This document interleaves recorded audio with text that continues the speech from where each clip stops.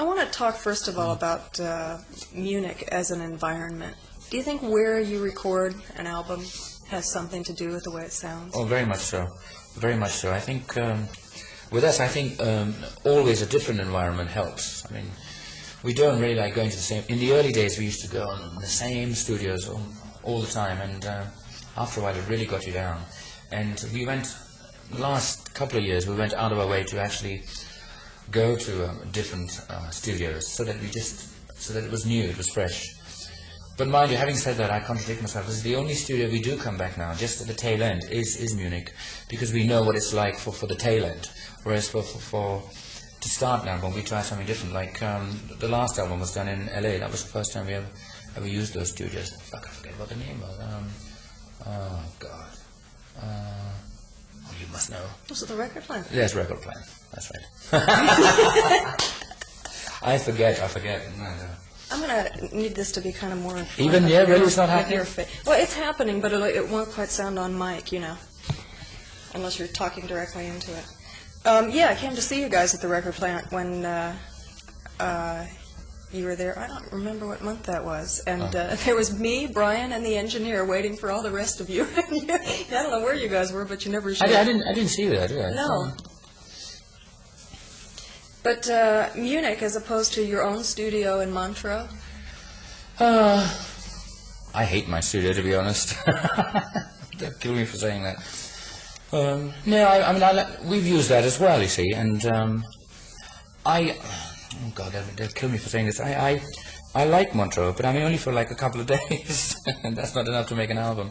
It's nice, it's very scenic. I mean, you got a wonderful view, it's a beautiful lake, and it's nice. I mean, I don't mind doing a few, maybe the odd track there, but I'd hate to sort of think beforehand that I'd be saddled with a whole album over there, or even a major part of it. I just couldn't go through with it in our own studios. Munich I like, because I like the city. I like, it's very clean. It's very safe. When you live in New York and then you come to Munich, you just think you can have your car and you can park it anywhere without thinking, oh God, it's going to be gone by the time you come back. And it's just different, apart from the fact that everybody speaks German. It's okay. I'm learning a little bit of German too. But you also did, was it the mixing of this album in LA?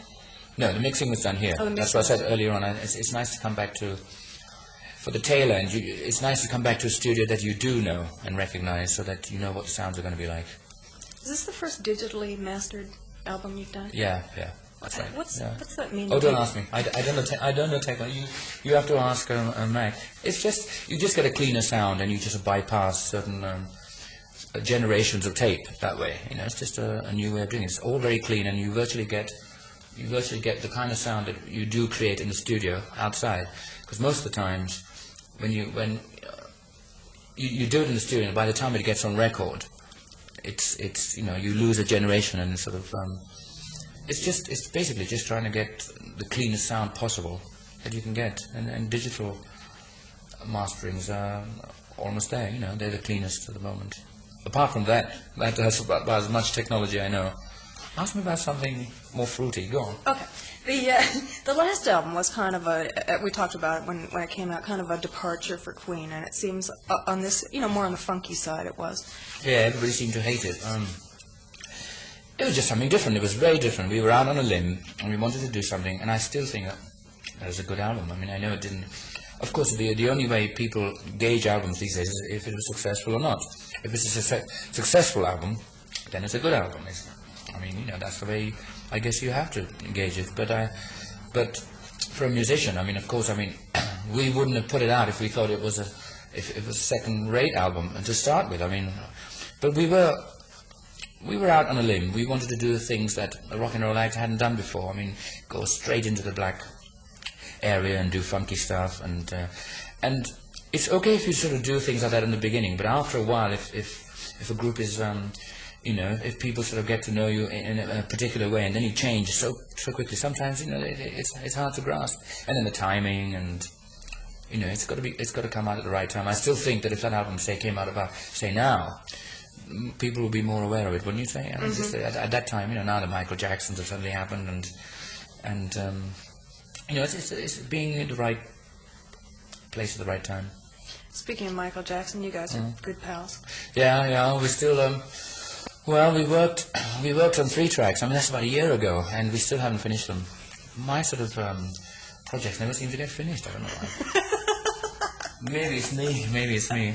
No, it's, he's very busy. You know, we talk to each other now and again, and first I was going to be on a Thriller album, then I was supposed to do something for the Jacksons album, and he's in LA, I'm in Munich, and well, something might happen on my solo album. See, I've got something up my sleeve. Aha. If there's time, you know, I might go to LA and finish these tracks. You know, I'd like to finish these tracks. The funny thing about it, we wrote a song together called Victory. We haven't finished it at all, and I hear that Jackson's new album is called Victory, but I don't think the song's on it. And, so he's just used the title. I'll kill him if he used the song without me. You hear that, Michael? He's taking a ton of crap right now from Jehovah's Witnesses. I guess he's quite a religious guy, right? Well, they're saying that he's much too suggestive. And no, he is a Jehovah's Witness. Right, so, but, I mean, but they're saying that he's not behaving like one, and he seems like rather a clean living kind of person to me. I don't know. To be honest, I don't know. How does one live like a Jehovah's Witness? I mean, Well, I suppose you've got to do. The only thing I know about that is you're not allowed to have any blood transfusions and things like that, which I think is deadly against. You know. Mm-hmm. I don't know. I didn't know that he was. I thought he was quite keen on that thing. I know he loves animals and things like that. He's okay. He's all right. I think it's the dancing that's got them down. Is that it? I think he's got to do something for a living. My God, he's a musician, and I don't know. I think he does everything quite okay. I mean, I couldn't do what he does because I mean, he's just a totally different life. I mean, he just doesn't eat meat, and but each to his own. You know. I mean, I think in the end, it's the music that counts, and he comes out with very good music. He's a good lad. He's a real good man. This being your 13th, is that your 13th album? Yes, that's right. Yeah. God, that's amazing. Number 13. Lucky 13. Is it hard to stay? Sounds so old. Is it hard to stay motivated? It is hard. Yes, it does get There's different ways of looking at it. I mean, sometimes you just think, okay, you've done enough, and you do want to do different things. I mean, I'm still hungry to do things, but it's not the same kind of hunger. It's a bit sort of, you know, okay, you've done this. And so you think, okay, I'm going to try this, and if it doesn't work, I'm going to try something else. It's not that it's got to be this, and this has got to happen. You know, this has got to work this time. There's no sort of, it hasn't got that knife edge. But there are different ways of looking at it. I mean, you're more mature, you're more experienced, and so you have to sort of look at it a bit more, with a more cool outlet. You know, it's just got to be a bit more cool and. I don't know. I don't mean blasé by that. I just mean that you be a bit more experienced about it. You know, you don't have to rush things. Plus, I would think that change is very important to a band that's been around as long as Queen, because how can you stay interested? You're dead right. We hate each other. We hate each other's guts. No, it's just no. We've sort of been together 13 or 14 years, and after that time, I mean, if you're still together, you like each other instinctively, and you don't have to sort of think about spending social time together and things, which we hardly ever do together. So I mean, basically, we only come together when there is music. So basically, it's a job. I think we all look upon it as, and I think we're professional enough to think about it that way, and I think that's good. So we keep away from each other's territories, to be honest. Otherwise, I think I'd just tear all my hair out and you know, jump out of a tall building, to be honest, if I had to sort of, you know, live the way we did in the early days. But a group has to go through all that, you know, to start with, because you have to get to know each other and their musical abilities and this and that. I think we've done a lot together, and I don't know. I think now all we're doing is just staying together to make music, which is what we were initially there to do. Does the idea of how can we top this ever enter into? It happened at a very early stage after Bohemian Rhapsody. It was like people were saying, "How are they going to top this?" I mean, if you go sleep at night thinking about how you're going to top what you did, I mean, it's just that is going to be a downfall. You know, you've just got to say, "Okay, it's done." That's the way I look at it. I mean, music is just it's a big consumer thing. You just consume as far as our music is, I think I said that last time, as far as our music is concerned, people should just listen to it and discard it and wait, and wait for, and that's what people do, wait for the next one. I don't like harping on, of course it keeps coming back, Bohemian Rhapsody always comes back, We're the Champions, that was, and people have to take note of that, but I mean, as far as I'm concerned, all those days are over, that era is over, that type of music is now over, and I don't wish to even think about it or write about it. Disposable, I think, is the word. Disposable, yeah, that's right, yeah, like a tampon. Yes, it's. I like it that way. That keeps it fresh, And I mean, even like say the works. Okay, the album is very current at the moment. But as far as I'm concerned, the music part of it is over. Okay, it's still selling or whatever.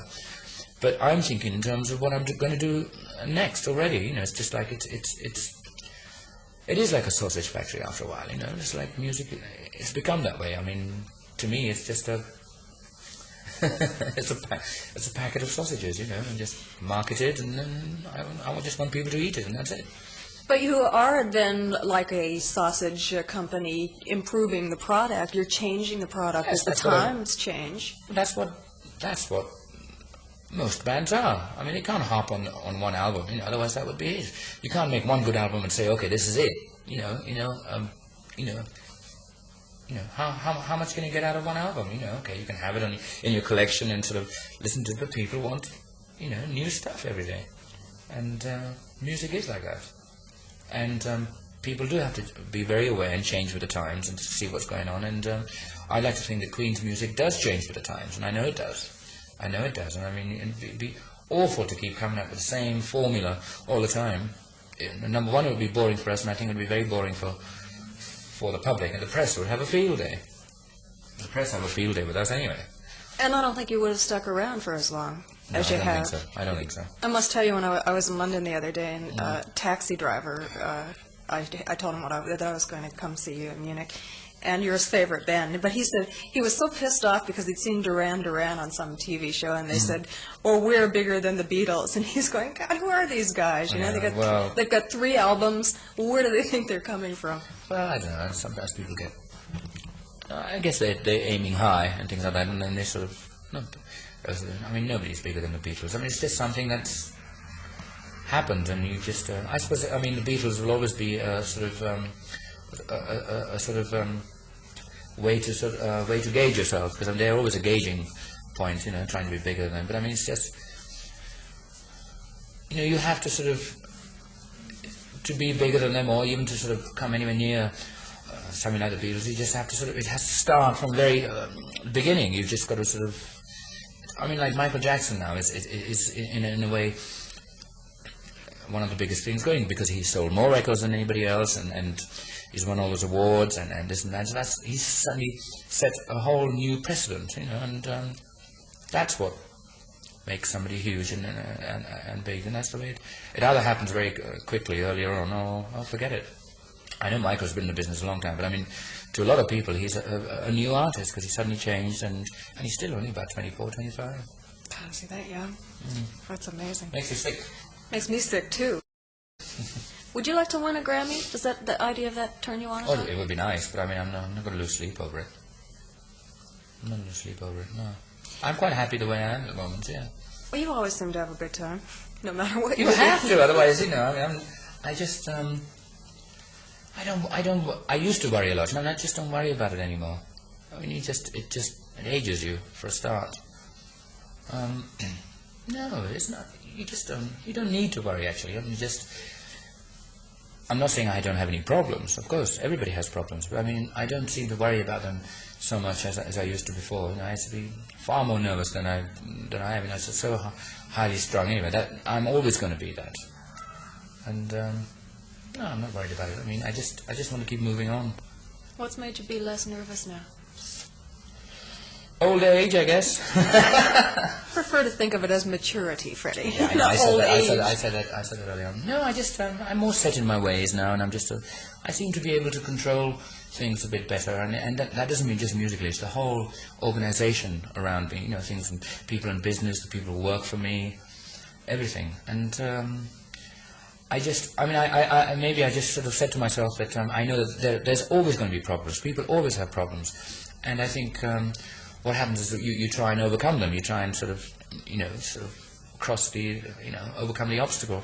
And then when you do that, and then there's always two in its place. So I mean, I've just said to myself that there's always going to be, as far as in my profession and the way I live, there's always going to be problems, no matter what you do. So I just think, okay, I'll just take them as they come. So I've become more sort of complacent in as far as that's concerned, rather than worry about it. Otherwise, I'll just get, just worry myself to death. If there's one underlying theme on this album, it seems to be kind of lamenting sterile machine kind of things, and the way radio is getting, that pops up a couple of times on the album. It's not. I'm trying to think. I mean, the way this album is, it's just, I don't think there's a concept in it at all. To be honest, it's just a bunch of songs that 4 people have written, and they happen to be on an album, and people have to try and make a concept out of it. And if there's a thread running through it, or if there's some sort of meaning, no, it's just a bunch of songs, and sometimes 2 or 3 songs seem to fall in one category. So people come out and say, okay, maybe they're doing. I know machines and the clinical part of it is one aspect, but that's, I think, from Brian's point of view, because he's still more guitar oriented, and he write that way. As far as I write, just each song is different. I just I had a bunch of songs, and I just chose about 3 or 4 of them, and they happen to be on the album. There's love ballads, and there's happy songs, and there's, I don't know. To be honest, I don't think there is any kind of concept that runs through it. It's just, all I know is it's just about every kind of song that you can get from Queen, and so we just threw them on the disc, and that's why we call it the works, because it is the works. I mean, we just tried every possible attack on every on every song that there was, and I think the works is a good title for it. Apart from that, I don't think there's any hidden meanings for anything. Because it does seem to have things that are reminiscent of almost every phase of Queen, and you've gone through a lot of different phases, because I was listening to the first couple albums. I think after Hot Space, where we actually tried to channel ourselves in one direction, especially on the first side, we thought this time we would just leave it to our individual creativity, and what came out was a bunch of very different songs, and rather than try and group them and try and force a style out of them, like you were saying earlier, and make a concept of it, which Hot Space was, more black orientated and things, we just said, no, we'll just let the songs do the things. That's the strength. And then we just had to group the songs together, basically. And we just thought, yeah, that's the works. We just thought, it doesn't matter if a song is so totally out of concept, we're just going to put it on anyway, because it's a Queen song. How do you come up with the songs? Is everybody writing all the time? Yeah, it's very it's quite competitive now, even just within the band. I mean, it's like it's quite before it even gets out to the public, and then it's competitive with all the other bands that are around. I mean, it starts off being competitive within the group, because I mean, there are four good writers, and they're equally sort of adept at doing things, and there are no passengers. So I mean, and especially now Roger's writing very well, and so is John, and so because Brian and I used to be the principal writers, now I think we all write the same, and so there's a good fight right at the start, and we just basically come out with our own ideas and present it to each other and just say, okay, what do you think? And then the fighting starts. I mean, if we don't like it, we just I seem to have more. I seem to participate more on, say, John's or Roger's tracks. I mean, they let me help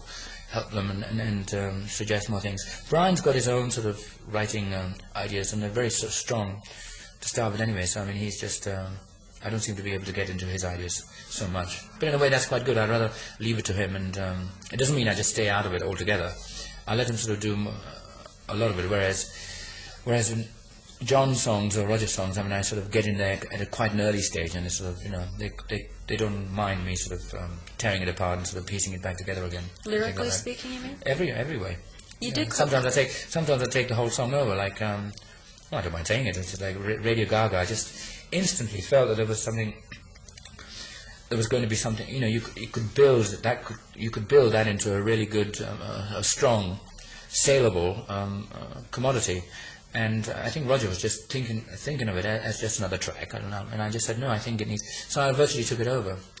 and I sent him on he went on a holiday, a skiing holiday for about a week, and came back, and but it's basically his song. He had the ideas there together, and I just felt that there was some construction elements in there that were wrong to start with, and he just said, okay, you do what you want.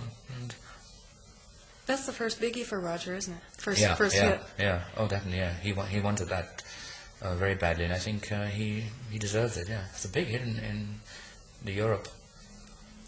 Europe and places. It would be true to say, wouldn't it, that audiences, both at concerts and radio audiences in different countries, like different things, don't they? Of course, it would be so boring if everybody liked the same song. Well, in the United States, though, it's so big, but a top 40 single that's #1 in New York is almost sure to be a top 40 single in L.A., too. But that's the Americans. The Americans, I mean, you're talking about the whole world. I mean, the Japanese culture and the way the Germans consume product, it's all very different, yeah.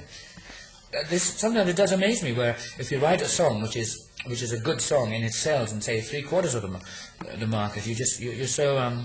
I'm dumbfounded to find out why sometimes it doesn't sell at all in say, something like America. I mean, Mull of Kintyre, which is a Paul McCartney song, was one of the biggest hits in England. I mean, it is the biggest single ever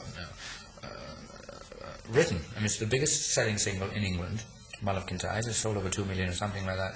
And it was never even released in America in that way, because he just felt, or the company or whatever felt immediately that it wasn't going to be.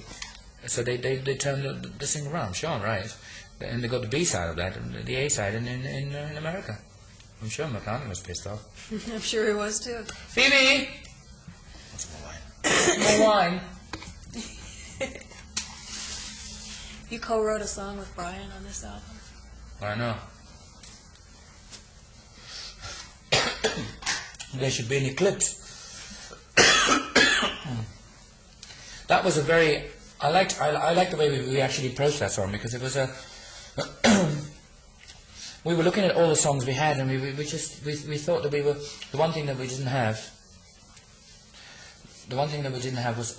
was one of those real limpid ballads, or the lilting type, the love of my life type things. And rather than sort of one of us saying, okay, I'm going to go back and do it, go back and think about it and write it, I just said, Brian, why don't we just think of something right here? And that song just evolved in about 2 days. He just got on an acoustic, and I just sat next to him, and we just worked it out together. And I like it. That's why it's sparse. And the other thing is also we only had like a couple of days to the tail end of the project, and we had to get the album released. It was a deadline, and that kind of pressure sort of helped. And I came up with the lyrical side, and then he came up with the chords, and something just happened, and it's the first time we never ever... See, if we actually thought beforehand and said, okay, Brian and I should sit down and write a song together, I don't think it would have ever happened, because, I mean, then all kinds of the egos would have played havoc to start with, and who does what, and this way we didn't have time to think about it. We just sort of went in there, got it together, and if it didn't work, we were going to throw it out, and it seemed to work, and it was sort of quite strong, and we said, right, this should work very well as a tail end of the album. I would have guessed that Brian wrote the lyrics. And that you well, did honey, I did. You altruistic little thing, you. That's the way it is. It's sort of... Well, they sound like Brian and things. They're sort of more in-depth, and I know it sounds like that, but I can come up with those too. It's just something that... No, I mean, I wouldn't like to say that I wrote it all. Brian had... he was there, but I remember that most of the lyrics on that song are mine, yes. But I mean, Brian did help with the line here and there. I mean, if he wrote them, I would say yes. Are lyrics important to you, or are they disposable also? No, they're very important to me in the fact that they're very hard. I find them very difficult, and I sometimes feel that I always feel my melodies are much stronger, and then I find that my lyrics seem to sort of bring the song down, so I have to really work hard at my lyrics to sort of bring the standard up. And I wish I was Elton John and had Bernie Taupin to write all my lyrics sometimes, but no, I like to write them myself. I find them very difficult. They're the most difficult thing for me. Speaking of Elton, another good friend of yours, were you as shocked as the rest of the world in his marriage? Same here. Yeah. Yeah. On Valentine's Day? Yeah. Yeah. I don't know. Yeah. Just funny thing is, I haven't talked to him since he got married. So I mean, I wonder what's up his sleeve. Well, Connie Pappas Hillman says that he wants very much to have A children. baby. I know. That's what I remember him saying something like that. And I said something like, if you want babies, you just go to Harrods and buy one. That's right, from the cradle to the grave. Is that their slogan? What? That you can get anything in Harrods from the cradle to the Virtually, grave? yeah. You can get an elephant there. Whatever. Exactly. That's what I meant. I said, if you buy two, you can have a nanny thrown in. No, but I haven't. He seems to be very happy. Maybe he does. Maybe he just want children, and that's it. Children, and that's it. Do you write your songs on guitar or piano? Well, these days, basically, I just write them in my head, to be honest. Yeah, I don't... Otherwise, basically, piano, yeah. The guitar part is over. I mean, I thought... The odd time I can... Crazy Little Thing was about the last song that I ever wrote on a guitar. I'm so limited with guitar chords. Sometimes that's a good thing. That's why I liked Crazy Little Thing the same way. If I knew too many guitar chords, then I'd sort of ruin them. But otherwise, it's piano. But most of the time, I sort of conjure up things in my head now, and then I go to either synthesizer or whatever and just play it out, and or go to a drum box, just get a drum machine and get that. It's a different way of writing now, My whole way of writing is very different. And before I used to sit maybe I should do that. Before I used to sit on the piano and sort of really work my ass off to just get the whole chords and the whole construction before I actually got some sort of theme into a song. Now I just... It's a different way of thinking. I just don't like sort of doing that. I just want all the ideas to come in my head, and then they come out. It's a different way of writing. Because I just feel that if they're not in my head, then they're not worth putting down. So rather than... But then afterwards I have to work, then I have to piece the pie. But I like things to happen much more quickly these days than before. Before I was quite willing to sort of come back to it another day and said, okay, I remember these few chords from last night, let's do it again. No, I'd rather that the whole piece came together in the first session. Otherwise, forget it, I'd try something else. Yes, there's so many different things you can try these days. Synthesizer seems to be playing a bigger and bigger part in there. Very much so. You can get so many... That's why, I don't know half the things that most people know about synthesizers, but I'm trying to learn, because especially for the solo album, I want to do everything myself. So I want to make sure that the things that say Brian did, like a guitar orchestra, I can actually, if I wanted that, I can recreate on synthesizers and things like that. And basically, I think I'm going to actually get a chance to do things on my solo album which I virtually wouldn't want to do with Queen, because say something like a drum pattern. Roger would always do that for me on a Queen album, but on my solo album I actually want to do it myself. So I can actually I want to program the drum machine myself and things like that, so that I feel I'm doing things that it is a new area for me, and I'm actually going to try and do things that I never did with Queen before. So that would be first. This Fairlight machine is pretty fascinating, isn't it? It's beyond me, to be honest, but there are people that can work it, and I think in the end it just goes it's a bit too far. Gadgets are one thing. In the end, you've got to come up with a song. They can't write the song for you. They help a lot. They come up with wonderful sounds and wonderful sort of things which can stimulate you and say, oh, that's a good sound, let's use it. But they don't write a song. You can program it to death. It can't write a song. And basically, sometimes you can get stuck in all these technicalities and ruin a song. I like the idea that they're around, but you've got to be careful how you use them. Yeah. I basically like to think that I write. If I can write a good song, that's enough, and the gadgets come later. The solo album is a big challenge for you, isn't it? Yeah, I waited this long, and I think I better do it now before I lose it all. It's just no. It's a high point this year. Once that's done, it's over, and I'll go back to doing Queen stuff. But I've deliberately taken a bit of time off to do this, because if I do this project, I'm going to do it properly. I don't want to sort of, before a few years ago, I wanted to do it then, but I didn't have the time, and I could have sort of rushed it. I really don't want to rush it. I just want to do it in the way that I feel, and now the time is right. And while I sit here in Munich, it's just the beginning of my solo project. Have you been writing songs for it for years, or? No. I've thought about it. I mean, you just don't. I just write songs, and at that time, all my songs were for Queen. And well, there are lots of songs that haven't sort of been on Queen albums. I can sort of go through, delve into the barrel and see what's there. But I mean, the funny thing is, in the moment I write songs, and then if they're not used, they're virtually discarded, if you know what I mean. Because I just feel that if they weren't used then, they're not good enough. But sometimes some of the best songs are left behind, and if you sort of, it's just knowing if they're good for the time or whatever. At the moment, I just want to write everything that's totally new and sparkling. And I remember, Roger was saying that I have a batch of songs that weren't used. I mean, I could put them on an album and make a solo album out of those. But it would be awful. It would all be rejected material, as it were. And I want to come up with very fresh material that's actually me at the moment. Are you going to produce yourself, or will Mac do it? Well, Mac will do it with me, yeah. You wouldn't, even on Queen albums, it's pretty much a collaboration, isn't it, between the band and Mac?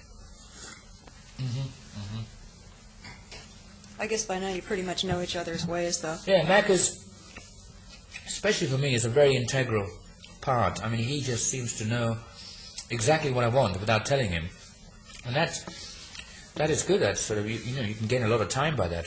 Rather than, so the moment sometimes when I just go into a studio, and he knows I work very fast, and I get very, I get disillusioned, and I get bored very quickly if it's not happening. So he knows the moment I go in there, when things are happening, the tape's running, and he's already got all his EQ together, all the sounds together, and he knows that if I come back and I say, oh my God, you haven't got the sound together, I'll get bored.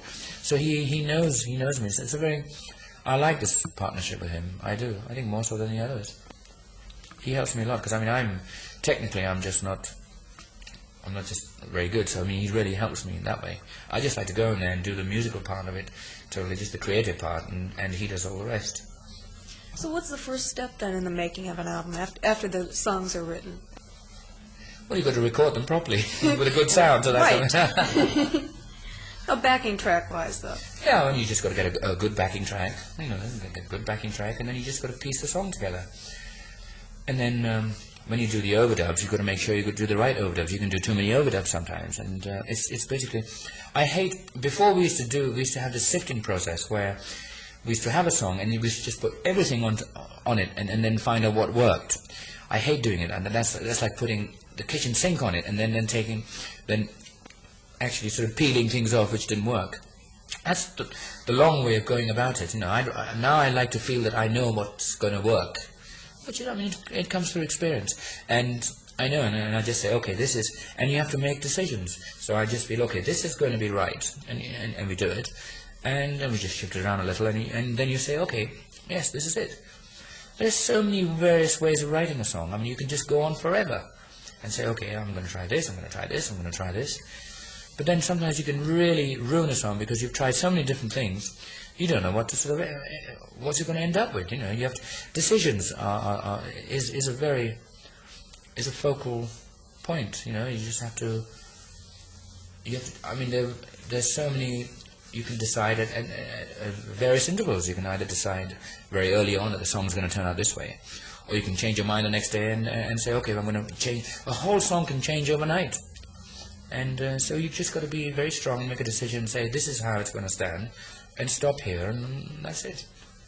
When you're on the road, songs do change overnight, though, don't they? I would think you must be awfully tired of playing Bohemian Rhapsody by now. Well, I am a bit, actually, but no, that's when you're talking about stage presentation, that's a whole different kettle of fish, because yes, in a funny way, I like the fact that the songs do change, because it would be awful to. I hate this thing about trying to recreate your albums on stage. A lot of people come up to me sometimes and say, "Oh yeah, they sound just like the album," but they don't. I know they don't. We sometimes deliberately change our songs so that they have a different. I think our songs do change drastically. You can make so much out. Look at "Love of My Life" for instance. On record that is. It's got all kinds of different things. I play piano on that. On stage, it's just Brian playing the guitar and me singing it. It's just got a whole total new look on that, because it works on stage much better that way. Do you consider how a sound is going to come across on stage? Before we write it? No, Yeah. not at all. No, we just write. We write for the studio. We write a song, and we put things on it so that it sounds the best for the record. We don't think about how it's going to sound on stage, because I mean I think that would be limiting the actual song. I mean you've just got to give the song what it needs, the full quota, just for the studio, because I mean that's what people are going to hear it that way. And then if we think it needs changing for a stage adaptation, then you just do that. You just change it for stage. I don't think stage, the actual sort of stage presentation should come into it at the recording stage, because that can ruin a song. How do you guys decide on virtually anything? There are four of you. Does majority rule, or does everybody have to agree? Well, sometimes, yeah. In the end, yeah, so majority does rule, yeah. We do. In the end, what can you do, But, I mean, there'll be either... Well, sometimes you have 2 and 2. What do you do then? I think you just keep it going until somebody falters and goes the other way. Basically, it is like that. I think whoever speaks loudest in the end, whose throat, whoever keep going wins. Sometimes... I know sometimes John just says, "Oh God, I can't take it. Just make your decision. I don't care. I just go along with the rest." Sometimes that happens, And, Who's around most during the recording process? nobody. I've noticed. I'll tell you who's around most. It's Mac, poor Mac, because he's the co-producer and he has to be there for all the songs. I mean, sometimes, and I do find that can be. It must be very taxing for him, because there are times where I've had enough. I can just go away for a couple of days, knowing fully well that the others are going to be doing their stuff. Mac has to be there all the time to make sure it's still on tape. So I guess he's there most of the time. In fact, he is. I know he's there most of the time. Otherwise, it just doesn't get done.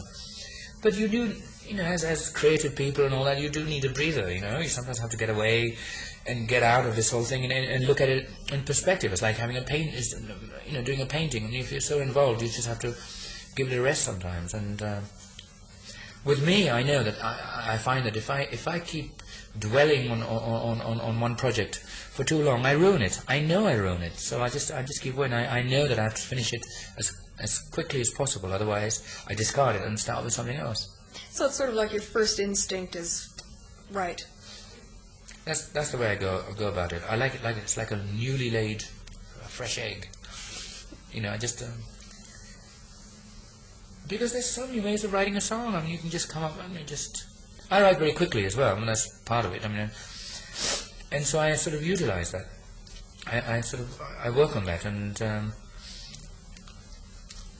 these days I just go into a studio and just get there, and I have a few ideas in my head, and the last couple of weeks what I've been doing is I've just been going into the studio totally with a blank, with no ideas at all, and Max sort of sets me all these tasks. He just says, okay, try and write something with this tempo. So he works out the thing on just a total drum machine, and I have to sort of say, okay, it's like a project every day, and I have to finish it by the end of the evening. I don't mean the total finished product, but an overall idea of what a song should be like. And I've been doing that, and it's worked out quite well. You listen to some of them. A goal, right? You set yourself It's a goal. yes. I think that's good. Rather than say, okay, knowing fully well that you have like 3 months or something, you can come back to it. No, I just say, no, I've got to finish the thing today, otherwise it's not worth it. And it's a challenge. It's a very big challenge, but I like doing it that way, on spec. So I go in there totally not knowing what's going to happen, and suddenly, I let Mac give me the sort of the challenge. He says, okay, today write one with this tempo or something like that, or he just tells me, he says, write something in this mode. So I don't have to think about it beforehand, and I just let my creative juices run havoc. But just a tad of discipline on the side. Well, I've got to discipline myself. But it's wonderful, because sometimes the greatest things happen because you're not limiting yourself. You're not thinking, oh, a certain song has got to be written in this way. Because sometimes you say, okay, I'm going to sit down and try and think of, well, what kind of song do I want to write? I want to write one with a heavy content. And the moment you start thinking that way, you're already limiting yourself, because you're thinking, okay, it's got to be heavy. I just go in there and just sometimes if you're writing something, 2 or 3 songs can happen, because I mean you're not limiting yourself. You're going from one side to another side, and you think, my God, this is crazy. But out of all that, you got say a minute or even 30 seconds of something that is worthwhile. You lift that out and suddenly say, okay, I'm going to keep going with that, and out comes a song. How far along are you on this solo project? How much is done? Well, very little as far as I'm concerned. Basically, I've just got ideas, and I think I've got some very good songs. But now I've got sort of, I still want to go into the studio and do what I said before. Just go and then start creating, and then I want like at least 15 songs that are running around, and then I'm just going to pick ones that I really want to work on. You know, I would have guessed, just from having watched you perform so much, that you love performing more than recording, but now I'm getting the drift that you really dig it in the studio too. It goes in phases. I like doing studio work as long as it doesn't take too long. And most Queen albums take a hell of a long time, and I get really bored. Now that my solo project's coming up, I know I'm the one to blame if it takes long or whatever. But I mean, I'm setting my own deadline and things like that. So it's going to be fun. I'm not going to have the others to sort of sometimes we can bog each other down. If things aren't finished, you go, oh my God. But this time it's just going to be me. So I'm going to be able to actually, for the first time, set my own principles, do my own deadline, and work with that. Maybe it's harder than I think. Time will tell. Yeah. Do you have a title yet? No, I think the way, I mean, because I've had these rough cassettes, and the engineers seem to write, Freddie Mercury solo, and over the days I've been looking at them, and I thought, that might be okay, just solo at the moment. So Freddie Mercury goes solo. Well, it's to the point, and it's saying what I'm doing. So the moment I could call it solo, otherwise I think of something a bit more wonderful. Would you have any aspirations at all of making a tour without Queen? What would I do? I can't come. I'd have to have a backing band. You'd have to have somebody behind a curtain. No.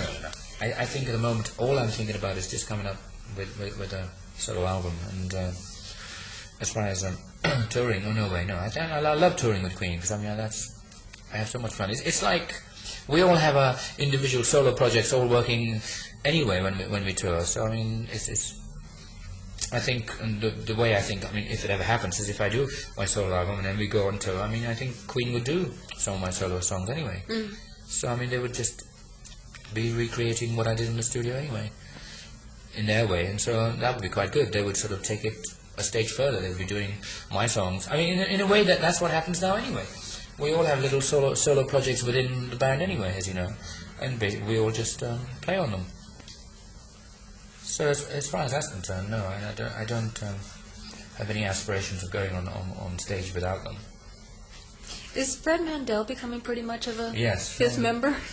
No, I wouldn't say he's a fifth. At the moment, he's working with Elton John all the time. He's got like a year's contract.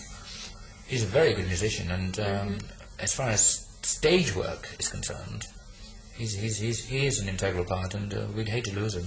But if he's not there, we'll have somebody else do this. He just does all the synthesized parts and the odd piano things, but he's very, very good. But also that frees you those piano that. Parts. I mean, I love that. How could a person do what you do without stopping? No, but I mean, he doesn't just take over my piano part. I mean, he actually adds to the songs. I mean, because we were losing out. I mean, especially now that we're doing a lot of synthesized work on albums, there was no one else to do it, because I mean, I can't do all that and play the piano and sing and run around, and it was a bit too much. I mean, somewhere along the line, something was going to, there was this limiting thing, and we needed another musician to actually do those parts, because everybody else is just doing so many things all at the same time. And I wanted a bit of freedom to actually be on front of the stage, because I felt a lot of the times I was just sitting at the piano stool, and I don't mind doing that for the odd song, but I just don't like being restricted so much, and I wanted to actually sort of sing the song and deliver the song while actually being on front stage. And Fred Mandel helps a lot that way. He takes over a lot of the synthesized parts, and if it's not Fred Mandel, it'll be somebody else. How long has it been since your last tour? Phoebe and I were just talking about how it's hard My to keep God. track of 1 year to the next. You know, it's been... I think it's been something like, over 2 years, That's 2.5 what I was years. thinking, yeah. Because I was talking to Bryn last night, and she said, well, I've been gone for a year, and she's lived in New York for a year, and it was well before that. You remain in amazing shape. You know, I've always been an admirer of your body. Well, it's sort of, it's still there. It's still there. I say I'm working out and doing things like that. You know, it's just, to be honest, I haven't worked out for about a month or so. It's so hard for somebody like me to have a routine for that kind of thing. I wish my work, my career, only took place in, say, one area that way, then I could really get into a routine. All these people with wonderful bodies, they get into a routine. They stay in one place, they have a job that goes from 9 to 5 or whatever, and then they can go into the gym and work out for 2 hours, and then there's a cycle. So I mean, you can, and that's what, to keep a. But for me, I'm suddenly in Germany one week, then I'm in London or whatever, and it's you know, I'm flying. I mean, I wish I had a set of weights in the plane, to be honest. So I'm going to have to sort of take that into consideration, and I take it from there. But otherwise, I like to keep fit. Sorry about that. Time We'll to have a flip. breather. Yes. Okay, well, just to set the scene here, we've now been to a wedding. No. Now we're in an apartment upstairs from the wedding. That's right. That's Munich. Actually, I mean, I know normally I would never get to do things like that. Over here, they seem to look after me quite well. I wanted to ask you about that, because I know many cities in the States, you're a very recognizable figure, and it's kind of hard for you to walk down the Well, I street. mean, yes, over here, I think they're very cool over here, believe it or not. I mean, they're very, and it's like, Munich is like a village after a while. I've been here for so long, and after a while they just sort of, you know, take it into consideration that I'm around, and they don't really pester me at all. They don't. Is that ever a problem in your life? Big cities? Or do you Not kind of dig anymore. it? I dig it. Yeah. Not anymore. It's just those days of women throwing themselves in front of me and tearing my hair out and all that is over now. Culture Club are getting that now, so it's just, it comes and goes. I mean, you know, wouldn't it be awful if people are still sort of, say, doing that? You have to grow up. I think, you know, public, I mean, I'm not saying that we don't have a young generation of people that buy our records. It's just that they just accept us as being, you know, established, and it's a different kind of thing. To be honest, I'd hate it anyway if people still started doing that. It's wonderful to actually have to go through all that. I mean, everybody needs that. And we had all our, you know, we had those crazy scenes in Japan the first time we went there, and all these screaming girls at airports trying to sort of run you down and things. All that's, yeah. And the last time it happened was in South America. And where we had to go in armored cars and things like that. It's all. That was like Beatlemania. That was great. Yeah, it was just, you know. But I like to think I can walk around anywhere without people. If they recognise me, they basically just come up and say hello and ask me sort of intelligent questions these days. Whereas before it was, you know, why do you still wear black nail varnish and why only on the left hand and things. Well, it's just, you have to grow up. It's interesting that you mentioned Culture Club, because I am struck when looking at them, not that you ever wore a dress or anything, that I know of. You guys were that flamboyant when you started. With you had Zandra Rhodes clothes. And I think that happens. Well, I think that happens. It's like a cycle. Somebody else has to take over. I remember saying that to somebody. It's exactly the same. It's just that it's a different time, and people say, "No, isn't he so outrageous?" I mean, we were outrageous at that time. You look at David Bowie when he started up in Roxy Music. I mean, we all have, you know, there's always, you have to start. I mean, the Beatles in their day were totally outrageous. I mean, with that long hair, in those days people weren't, you know, they weren't used to that. And now you're getting this sort of very androgynous, I mean, even I was androgynous when I started off. I mean, this is really into the sort of transvestite factor or whatever. But I mean, I think Boy George is I think he's very, very good. He really is. Yeah, I think he's talented and he knows what he's doing, and it's just that he's aware. When people start off these days, I mean, they have all in their belt. They've sort of they've grown up with all their breeding is all the stuff that we've done before, you know, and so they have all that under their belt. And so it's, to me, I think it's quite outrageous what he's doing. But I mean, I can see that that's the way he's starting off at this point, and he's just taking all that. He's just done his homework, and he thinks that's the norm as far as he's concerned. It's sort of second generation, isn't it? I It really is, yeah. It's sort of, it's just, yes, it's just, it is second generation. It's just that they're a new band, and there's another generation of people taking on to them being new. You were probably his influence. Well, we are friends. We're friends, and he used to sort of say that he used to come to some of our shows, and there was one party, we had a hat party at Legends about 4 years ago, and he said he gate crashed it with Marilyn. I mean, you heard about Marilyn. Mm-hmm. He said, of course you didn't know me then, but I mean, we just wore hats and gate crashed it. And that's what he was saying. I said, oh my God, how things have changed. And then a couple of years after that, he just become a phenomenal star. There you go. Good luck. You're a flamboyant person anyway, but is the Freddie Mercury that we see on stage pretty much the real Freddie Mercury? Well, it is me. I mean, it is me doing it, but it's just that I don't like to sort of... The theatrics I get, basically that's what you're talking about, the theatrics I get up to on stage are me doing my job, you know. I mean, I hate being still, and this is the way I let myself get into it. That doesn't mean that every day when I go about in the streets or whatever that I'm like that. No, I'm just sort of... I'm basically quite a shy person, really, when I get down to it. But I can be a real bitch as well. I just let my characters loose at the right time, you know. It's just I don't have to sort of play the key role all the time. It's just, you know, it's just the way I am. And I don't worry about the fact that if I'm suddenly in someone's front room or something, I don't have to sort of suddenly play the key role. I mean, I just take it as it comes. You just showed me the new video. Yeah. You're definitely an actor. That's the first. Well, I think we were all acting down. It was just the first time we were put in these roles, and see, a lot of the times people make videos and expect musicians or whatever to sort of play a certain role and do. I mean, that's where it falls down. I mean, a lot of times where we've shied away from that so that we don't look. Sometimes, I mean, if you go into a little acting thing, I mean, you've just got to do it really well, and if you don't do it well, then it just comes across as really crass. I mean, it's like musicians trying to act, and because they want to do a video, you know, you just got to be very careful. And this time, because of the fun element and the comedy element, I mean, I think it works because we just put ourselves. It's so farcical, and it's the first time that the whole.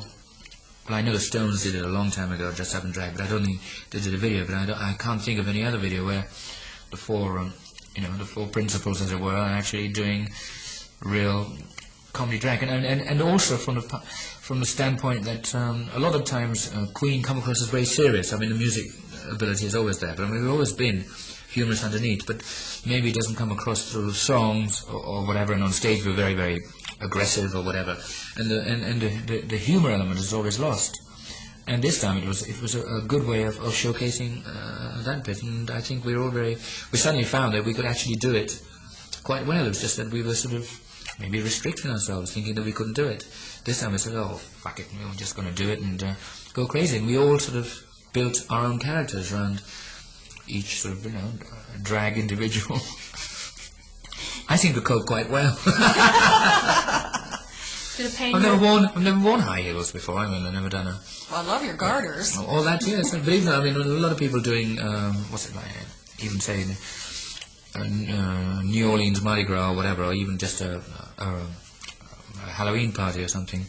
Never dressed up in drag. I don't know why. And I kept the moustache on, so I don't know. I just had more fun doing that. I think we all had more fun doing that because it was just we're letting ourselves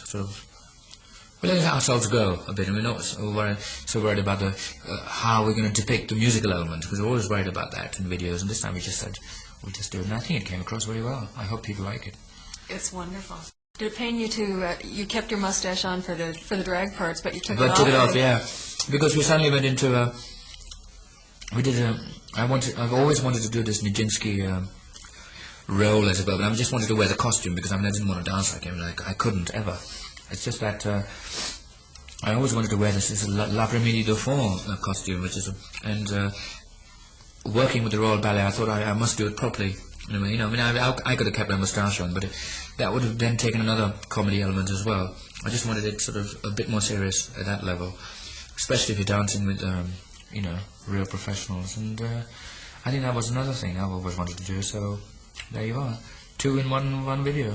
But you really pull it off. I mean, you really do look like a real No, I did my dancer. best. I did my best. Yeah, just they teach you a lot, you know. I mean, they sort of one of the principal ballet dancers from the Royal Ballet, Wayne Eagling. I mean, he's been a friend of mine from a long time. He sort of taught me how to do things, and if I couldn't do them, I mean, he just sort of he taught me how to cheat as well in certain things, and a lot of things were very difficult, but I just tried them all. I'm willing to try everything. So the Royal Ballet, I suppose they don't just appear in any old buddy's video. Oh no, they have to sort they're of friends of yours, eh? Yeah, so I mean, because a long time ago, about 4 years ago, they asked me to do a charity gala, which they had. So it was all the donations went to charity, and they just wanted me to. This is when I actually did it at Covent Garden, and they wanted me to sing Bohemian Rhapsody, but dance at the same time, which has never been done. So I mean, but then they choreographed a routine for me, and the thing is, they did. They had me upside down. Right at the end, I was in the shape of a cross, and it sort of levered me down, and I was still singing the finishing passages of Bohemian Rhapsody. God, that was very nerve-wracking. But since then, I became friends, and so I thought maybe we could use them in a little passage for this video. Doesn't looking at this and seeing that you can do it, that it looks fine, make you want to maybe think about movies or something like that? Acting, anyway? I mean, it's a lot of people have asked me that. I mean, it's just the way it is. I mean, if I want to do it, I'm going to do it properly. And at the moment, I just I'm a little scared of it. I mean, I feel that number one, the solo album is coming out, and I'm going to do the solo album, and I'm going to put all my energies to that at the moment. And then when the time is right, maybe I'll do it. Maybe I'll do it. Yeah. I certainly haven't discarded the idea altogether. It's just something that if it comes at the right time, then yes. A lot of things I'm doing at the moment is also trying to work with other people, and after having worked with David Bowie and things, I mean, the Michael Jackson project, which might never come to fruition, but I mean, we've sort of started on it. But then also, I quite like writing for, like, say, different films and things. I mean, a lot of people have actually approached me to write for film. I mean, at the moment, there's one idea that's just, I don't know whether it'll ever come off, is they've asked me to write the title track and another song for the new Conan movie, which has got Arnold Schwarzenegger and Grace Jones. Well, I love Grace Jones. And they said that I could either write a song for her, and I'd love to do that. So, I mean, that's whether that comes off. Those kind of things. So it's just like sidestepping a little. It's just doing things outside the Queen idiom, which is good. I like doing that now. I want to do that, otherwise, I mean, I'd just be, I just don't want people to remember me as being just part of Queen. I want them to remember me as doing other things as well. Do you think there's ever a time when people become, too old to rock and roll? I think that's true, yes. I mean, I don't think I've quite reached it. I mean, the moment, I don't think it's a fact of being too old to rock and roll. I think you can jig and dance about it as long as you want. It's when I just feel if you find there comes a time where your records aren't selling as much, and I'd hate to do a downward tread, if you know what I mean, and suddenly still keep going as Queen, doing, say, the lesser venues. I mean, now that I've tasted the top whack, I mean, I would hate to suddenly think that, okay, we can't fill, say, certain auditoriums. I'd just leave them and do something else. Still maintaining the Queen thing, rather than keep going back and say, okay, you played, we played, say, Madison Square Gardens, say, 4 times in a row, every time we do it. If suddenly we go back and we realize that we can only, say, do one show, I don't think I'd like to do that. I'd like to do something totally different. I'd rather go as Queen and do a very small club or something. So it's different. Going and doing Madison Square Garden once because you can't sell it out more than 3 times would be a downward step. I don't want to do that. I don't want to do that. Yeah. Get out on top. But basically, in the end, we're here to sell records. So it doesn't. To be honest, I don't care where I play. In the end, it's the records. And if the records, okay, one album didn't sell as much as the last, that doesn't matter. But if there was a sort of, if you just felt inside you that the records weren't selling, you have to just do it in a different way. Nobody is a better critic than oneself. You're dead right. You're dead right. But sometimes you have to sort of be very honest with yourself, and sometimes a lot of people want to keep going at it, and I know, as far as I'm concerned, my own personal character is that I just couldn't do. I mean, I want the best, and if I've reached a certain goal and I suddenly can't maintain that, I'll just get out of it and do something else rather than keep. It's just I don't want to end up like Gloria Swanson, you know, sort of just, you just have to move. I was trying to think of a rock and roll example, and Jerry Lee Lewis came to mind, but shit, he plays great. Yeah, Still. sure. And then I recalled that I had just gotten an 8x10 glossy of Gary Glitter last week, and you would die. This guy's big old fat blimp. Yeah. Oh, well. And still trying, give me a break. Well, that's the way it is. It was just, I mean, rock and rollers can keep rocking. It just doesn't mean you have to keep doing it in the same medium. You can start doing them. I feel Queen have enough intelligence and creativity to do very different things, and that's why moving on to say a musical thing. I mean, I'd love to write a musical one day, you know. But I mean, that time can come when my legs give up and I can't do my stage work. I can do it then. It's that kind of thing I'm thinking. I just don't want to. I don't want to sort of end up doing, you know, thinking, hoping that people, remember me as just being somebody who wrote songs and then carried on and did shows. I think, but to force yourself to do things is different. It's just, when the time comes and when it's right, then that's the best time to do it. You wouldn't be happy just doing nothing, would you? Because obviously you have enough money and financial resources. Oh, exactly. No, I don't. In no way could I stay at home and sort of keep wiping my gold discs and platinum discs and saying, "Oh, what a wonderful person I was at that time." You know, no. Oh no. Even when I get to 40 and 45 or whatever, I'll be doing different things that keep me... Because you've got to keep yourself stimulated. You've just got to keep yourself...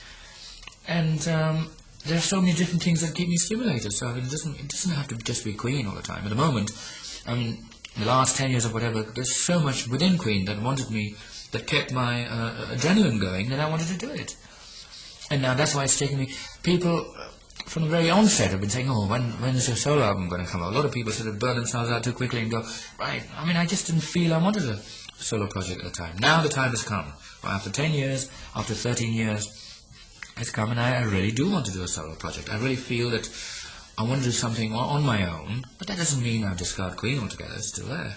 It's just I'm sidestepping a little and doing that, and through that might come all kinds of other things, you know. And like you say about acting, you never know. I might suddenly see this role that's offered to me or whatever, and I'm just saying, okay, well, I can take it. But if I do that, then I'll make sure I make a good job of it. Or I'll do my best, at any rate. I'm not going to do it half measures. How'd you get to be so creative? Were you a creative little kid? I don't know, it's just, a lot of people are creative in their own way. It don't have to be just in the music or whatever. They're creative and all that. Many people never have the opportunity to bring it to fruition. No, but that is part of talent as well, you see. I mean, you can't... I've always maintained that. You can't just sit at home and say, "Look, I'm so wonderful, I'm so creative, I'll just wait." No, you've got to go out there and actually grab it and utilize it and make it work. That is part of talent. Having talent is one thing, but to actually use it and feed it to the masses is another part of talent. It goes hand in hand. I know there are a lot of people I know who are very talented in the way that I feel, but they just haven't made it because they haven't got that extra thing that's needed to actually sort of it's called hard sell. I think you just really got to sell your ass. You just got to go there and ram it down their throats and say, "Here I am. I'm creative. I'm wonderful, and here, eat it."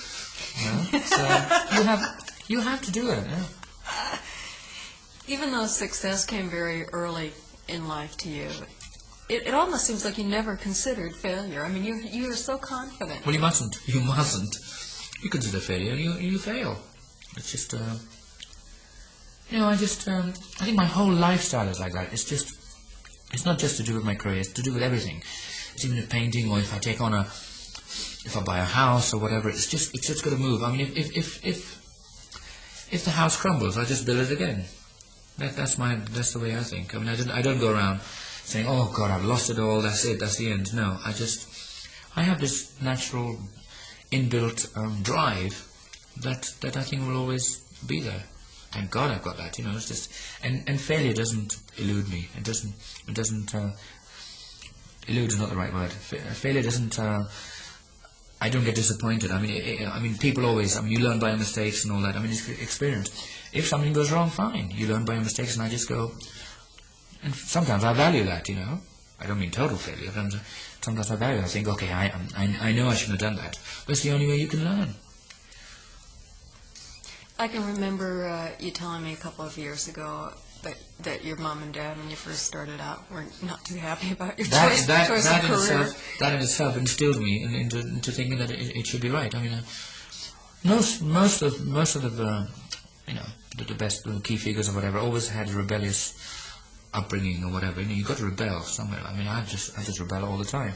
I mean, look at all the what's. I mean, like say the Sex Pistols or them. That was the. I mean, look at what Boy George is going through right now. You know, he's just.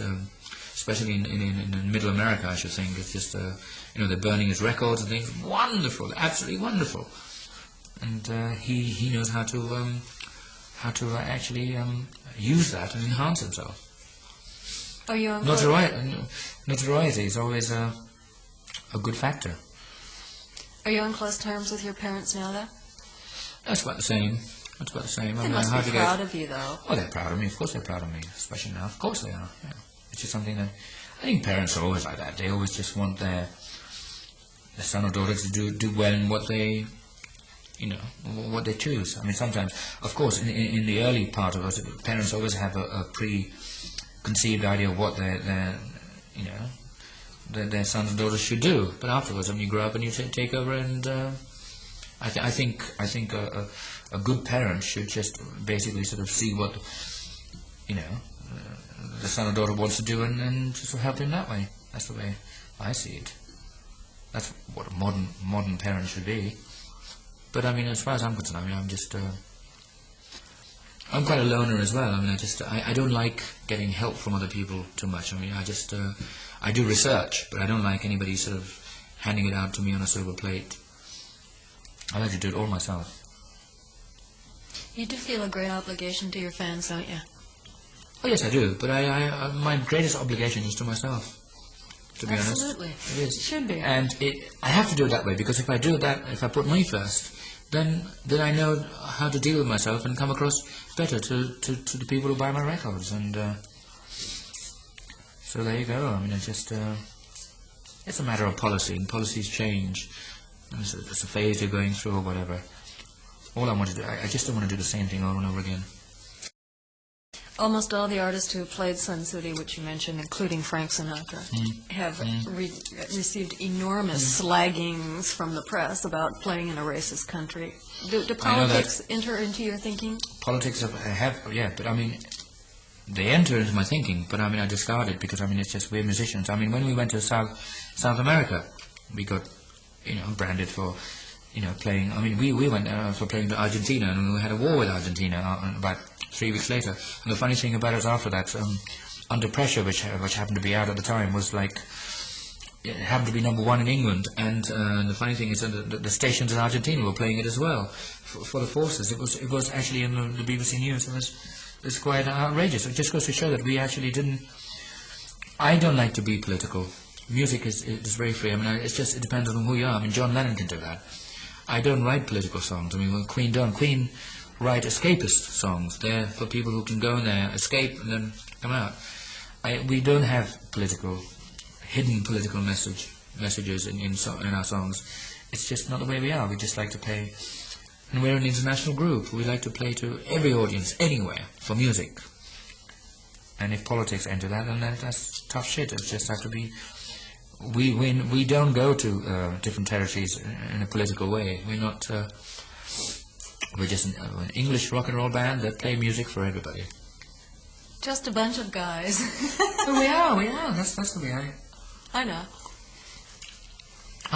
We might take our music seriously in terms of the musical content and things, but not in terms of trying to preach. You know, we don't want to preach through our songs. Songs, I told you that before. They're just. They're to listen to, make people happy. It's like, I mean, I'd hate to go to listen to any band who's trying to preach me and tell me or tell me about. People are aware of all the ups and downs in the world today, and I don't want people singing about them. To be honest, I mean, I don't want them singing about wars and the sadness or whatever. Okay, I write the odd sad song or whatever, but that's neither here nor there.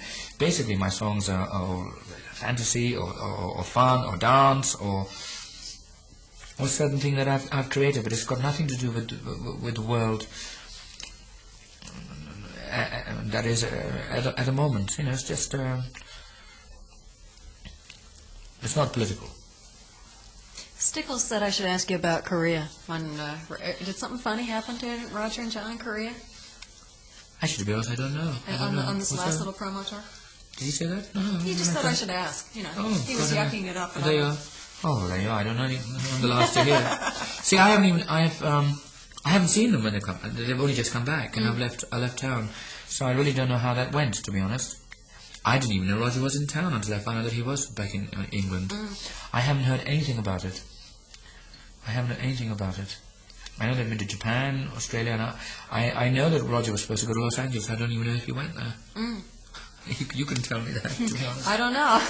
Haven't been there in a while myself. No, I don't know if Roger... I don't know what Jerry said to you, but... No, I don't know how that went. Basically, what happened was they'd undertaken this promotional tour earlier on, and we were in the middle of doing this new promo, and their bits were done, and then I had to sort of hang out and work with the Royal Ballet and all that. So I was spending most of my time routining with them and working out, you know, the dance sequences and things. And while Roger and John were doing Japan, Korea, and Australia, I guess. What are your feelings about so many bands seem to be undertaking tours with big sponsors, be it a beer company or a perfume company? Yes, I think that's. I think it's a good step. I think it's a new form of making money. You know, merchandising seems to make more money than normal tours, to be honest. Meaning, when you do a tour, you can make more money out of merchandising than just ticket sales. And of course, the moment people, it's a new thing. It is like video is a very new thing. Out comes different ways of, and it'll always happen. Yeah, I think sponsorship is a good thing. So if it gives you money, of course. I love your honesty. Listen, I'm here to, you know, I'm not. I think any band will do that, and I think we're into sponsorship as well. But at the moment, we're talking with a very big firm, but I won't mention. And depending on what happens, I think it'll go very well. Yes, I know. Yeah, Pepsi Cola with Michael Jackson and things like that. Yes, I think it's something that I think a lot of bands are going to do. So the next step for you personally, then, is obviously the solo project. Yeah, and I'm going to. I think a lot of things are going to evolve from that. You see, at the moment it's an embryo, to be honest. It's a very, and I don't want to sort of start getting all the aspects of it all sort of clearly. I just want to. I want to be in a way kind of left alone and make sure it's okay, and then start putting my feelers out. And out of it could come all kinds of things. Like, I mean, I'm hoping that maybe one of the songs could be a part of a feature film. That could be one tangent. Maybe work with a couple of other different artists so that can be a collaboration in terms. Make videos of my own. I mean, I'm dying to do a video that I feel that I just can do all by myself. So there's so many different areas that I can actually pinpoint from my solo project, and I think that's going to take up most of my time in the near future, and that's enough for me, you know. Is there not a Queen tour in the near future also? Well, you see, the Queen, yes, but I mean, the Queen, near future, okay, the Queen tour, the Sun City thing might happen, say, July, and then after that, that's what I was trying to tell you, it's not going to be like major tours. We're just trying to think in terms of just doing exclusive concerts in major territories at the moment. The way they're going to come across, I don't know, because we have to still work on that. Mm-hmm. If you go to Africa, I'm coming. That sounds pretty neat to me. Oh, you must come. Oh, it sounds wonderful. You must come. I think it's. They've always wanted us to go there, and they said we're going to just pack Sun City out. They've been waiting for us for a while, and I just think now's the right time. I'm not afraid of playing any territories. They've got to be good. I mean, you know, I'm certainly not going to go to Nicaragua or something like that. I'm not stupid, but I mean, if the need is there, and if we haven't played there, I'd like to go there. I think most of the band want to do that too. I think we're also thinking of doing something in the sort of in the real eastern territories, like Bangkok and Hong Kong, which we haven't done. and Singapore and places like Pretenders that. did Bangkok, I think. Yeah. A few people, police have done things like that. Really? But, yeah, and why not? Yeah, indeed. Okay, my final question is, your birthplace is Zanzibar? Yes, that's right. What were your parents doing there? They were freaking out. Well, they were working for the government at the time. My father was working for the government, and Zanzibar was part of the Commonwealth at the time, and so he was a civil servant, and he worked over there, and there you are. I was at a very early age. When I was about 7, I was put in boarding school in India. So I went from Zanzibar to India for a while, and then came back to England, and a very upheaval of an upbringing. Sounds like it. Which seems to have worked, I guess. I guess so. In a way, it sort of made... I was like put in an environment where I had to sort of fend for myself at a very early age, which I think was a good... what would you call it? A good... I got a very good grasp of how to be responsible at a very early age, and I think that's why it's made me into such a fiend.